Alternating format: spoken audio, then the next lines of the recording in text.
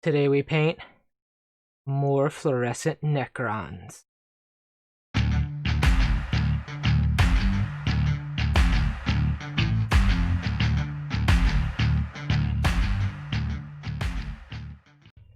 Hi guys, Jonathan from True Raven Studios. If you're new here, welcome. If you've been enjoying my videos, welcome back. Please subscribe. We have new videos every week. You don't want to miss out, so make sure you click subscribe and the bell button so you don't miss out on any future videos. This week we're painting the Catan Shard of the Void Dragon. This is a pretty cool model, and I have to say, I have a Nighthaunts army, and this is the best floaty model I've ever seen. It's very sturdy and doesn't kind of shake around like a lot of the Nighthaunt miniatures do, so Games Workshop did a really good job designing this one. We are, of course, painting it in fluorescent paints as I've been doing all my Necrons, and don't worry, I'm still working on the Night King. If you want to see that video, it's coming up later. But today we're just going to paint this model. We're focusing mainly on the skin. If you want to see how kind of all the stuff surrounding it was painted, I'm going to link the video of me painting the men here because it's the same technique. I'm kind of skip over that part, but all of the floating bits of terrain around them, the wings behind them, it's painted the same way I painted the men here. So you can check that video out for that. But for this miniature, we're going to be working mainly on the skin and the energy of how it's coalescing together. So let's look at that and get started. So the model is primed white on the outside, and we're starting with fluoro violet. We're going to give this an all-over coat. I want to kind of go straight on. I'm going to leave the lower areas and the upper areas still white. And just move around and using this nice Green Stuff World paint most of the model this color. We're going to be doing some highlights and shades, so try to spray straight on and leave the upper areas and lower areas that white.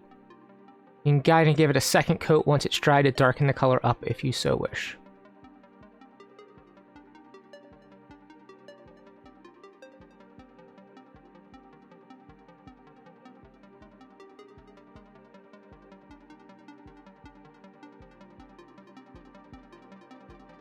So you can kind of see I added the shade in already with fluoro blue.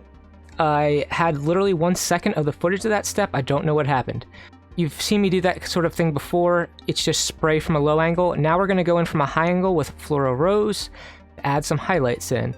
So we really kind of want that stark blue in the shadow and almost pink in the highlights. Give us a nice transition across the whole model here.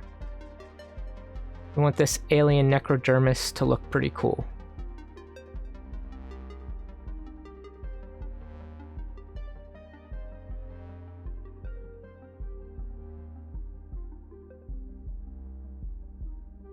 Now what we're going to do is go back in with white ink, and all of the areas that it's coming together, so those separation points where it looks like it's forming, we're going to spray with this color. We want to be nice and tight to the miniature so we don't get much overspray and just have the paint where we want it, but we're brightening up the areas, like I said, around all those holes in the body.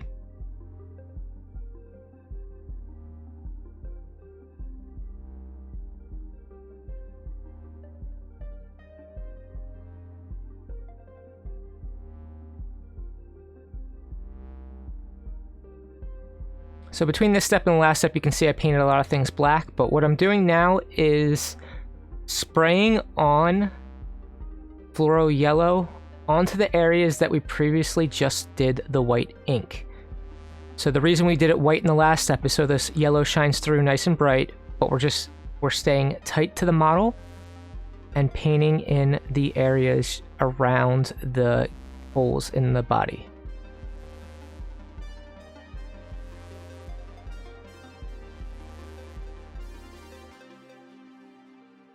And so you just take your time with it and put the paint just where you want it. We're also going to do a little bit of lightning with this. Again, leave some areas white because we want to add transitions in later. But the center areas between those fins and all the lightning at the bottom, we're going to paint with this yellow. We also want to get the symbol in the forehead as well as the spear.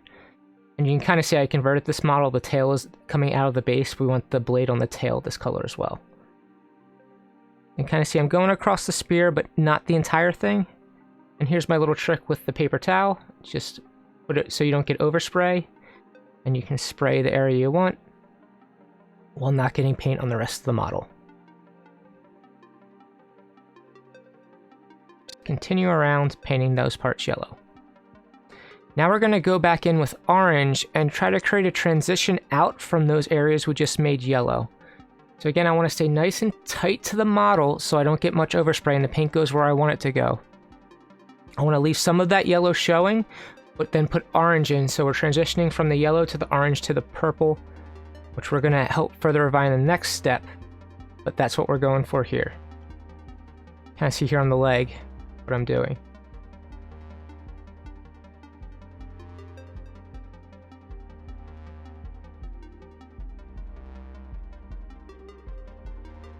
We want the body to look like it's forming together out of energy. Again, on the spear where we left those spots white, we want to make them orange now, just to give it some visual interest. I'm going to be doing the lightning, the blades, pretty much everything we did yellow in the previous step, we're just going to put some orange in. If you can, still leave a little bit of white showing in these areas though for the next step. See, I'm leaving the center part of that head symbol yellow while doing the outer areas orange. Alright, next we're going to go back in with that pink color, the Floral Rose, and we're going to go back over everything we just did. This is going to help transition the orange to the purple better. It's also going to deepen the orange, so this pink color over the orange will really help make it deep and vibrant color. And if you have left some of the areas white from the previous step, it's actually going to show as pink here too, which is going to give us a lot of nice variation in tone. You can kind of see on the blade there how it really helps that blade pop out, gives it some variation in color.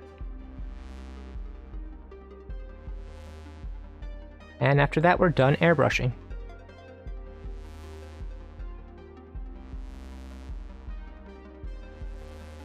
Alright, I do this in almost all my miniatures, but we're just going in with black oil paint, dilute it with mineral spirits, and just shading all the recesses. You can clean up any mistakes using the pure mineral spirits, but we're just moving around the miniature, kind of highlighting all those cracks and details by putting this black paint in there. If you watched any of my videos, you're very familiar with this process. I do it on almost everything I paint.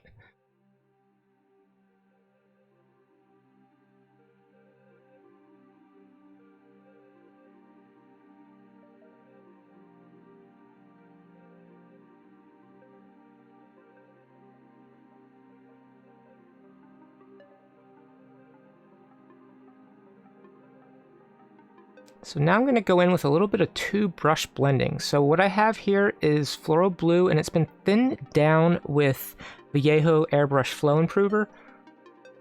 So I apply it with one brush and then blend it out with a second brush that just has a little bit of saliva on it for moisture. So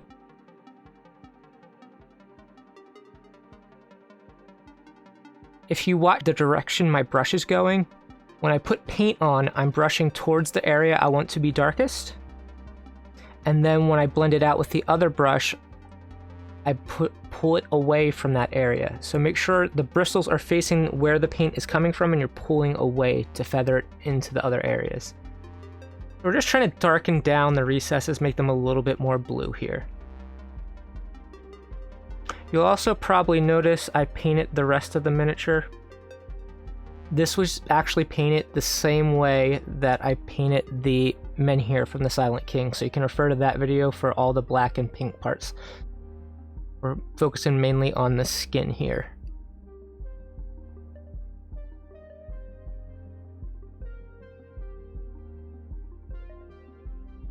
So now we're going to do the opposite. I'm using pink, again thinned down with Vallejo Airbrush Flow Improver, and we're putting highlights in. It's the opposite of what we just did. So we used the blue to add more shadows in, we're just using the pink to add some highlights in, but it's the same process. Apply with the one brush, feather it out with the other.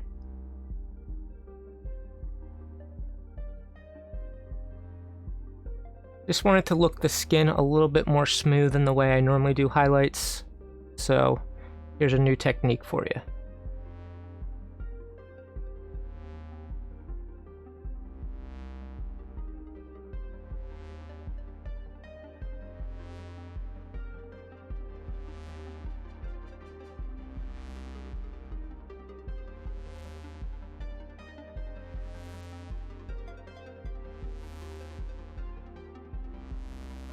Now what I'm doing is I've mixed some white paint with our fluorescent orange paint, and I'm edge highlighting around the gaps where the body is starting to form together. And also do some of the hard edges around the face. If you make a mistake, just wipe it with your finger. But pretty much all the areas that are that orange color, I'm just going to give a nice little edge highlight with this mixture.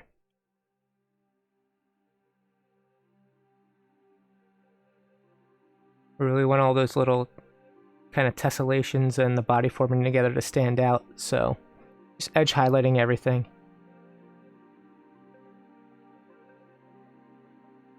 This is a step I kind of rushed, so it looks a little sloppy, but just take your time with it and you'll probably get a better result than I got here.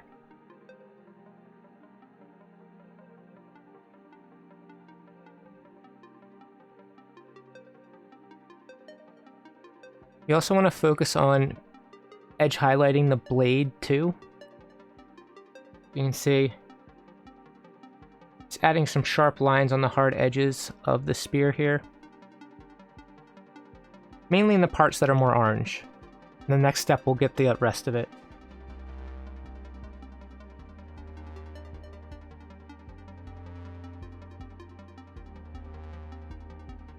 So we're going to repeat the previous step. Now it's just a mixture of white with fluorescent yellow paint. So we can highlight our previous highlights, anything that wouldn't stand out too much because it was a yellow color to begin with. We can help brighten up with this. Again, going over the same areas, going over some of the brighter areas, just making it really stand out like the body is starting to coalesce together from this energy field around it.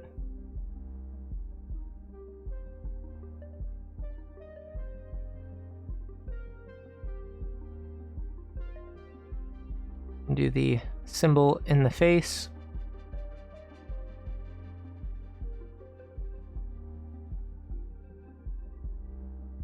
As well as the spear here.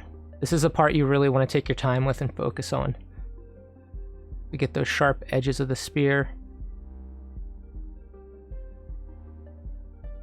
And kind of brace your hands together to make sure you have a steady surface. Give yourself some nice highlights.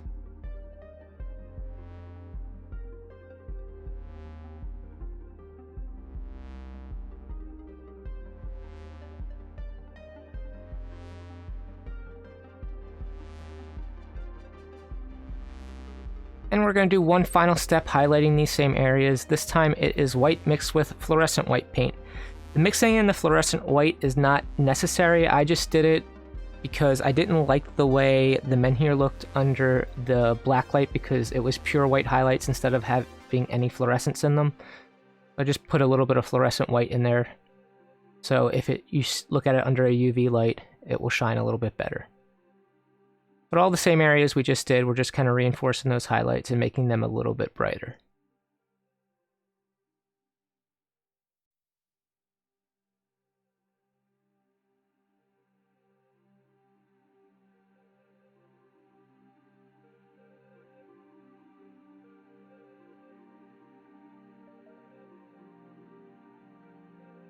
You can kind of see I'm not doing my usual broken highlights in most of this. I'm trying to make it look a little bit more cleaner because it's an energy field and I want it to have that nice sharp lines.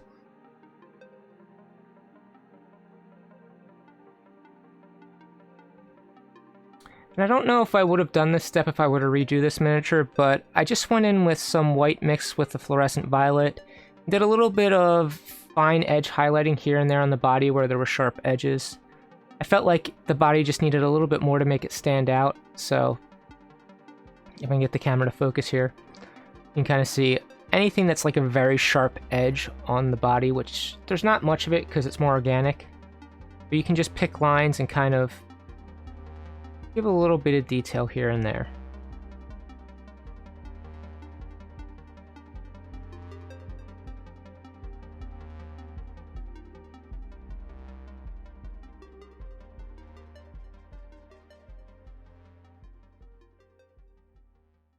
And with that, the miniature is done. I'm not 100% happy with how this guy turned out, and it's actually quite difficult to get this miniature to film properly because of the fluorescence, but it looks great under the fluorescence. I'm really happy with the way it looks under the UV light. Just take your time with the highlights. That was my mistake. I didn't take enough time with those highlights. I hope you guys enjoyed that. I know I said I was going to paint the throne for the Silent King this week, but like I said, I want to take a little bit of a break. If you still want to see that video, let me know and I will upload that when I get it finished.